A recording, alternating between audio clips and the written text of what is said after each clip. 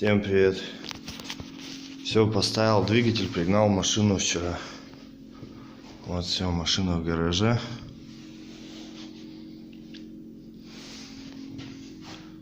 На литье. Получается, поставили двигатель, все завел его. Стук никуда не исчез, стучит двигатель. Получается, вал сделал, проточил, все это поставил, все нормально, давление, все нормально. Работает машина хорошо. Есть предположение, что шестерня распред вала провернула ее. Потому что по метке по шкиву не совпадает с трамблером верхняя мертвая точка. И стучит, работает как дизель.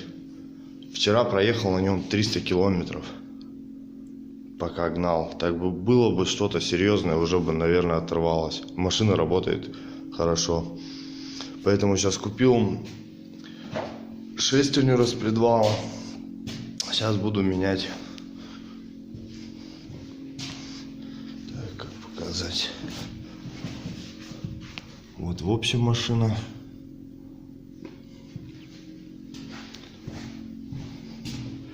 Шестерня распредвала.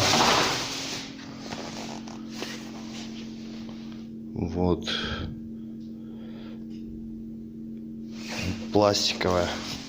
Стоит 1290 рублей. Вот пластиковая. И здесь кольцо пластиковое. Направляющее. Надо не забыть его поставить.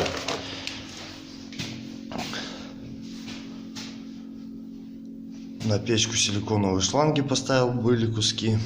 Печка греет, хорошо, тепло в машине. Карбюратор надо будет маленько почистить и отрегулировать. Есть провалы. А так по машине шибко ничего не бежит. С поддона чуть-чуть с одной шпильки подтекает, но сейчас буду лобовину снимать, думаю, заодно поддон скину. Удобнее будет то, что я шпильки там поставил, плохо будет откручивать, но проще поддон скинуть, заодно течь устраню. И лобовину сейчас радиатор сниму, шкив скину и лобовину сниму, и будет видно уже по шестерне, проверю. Все как сделаю, потом сниму. Выгоню на улицу, покажу.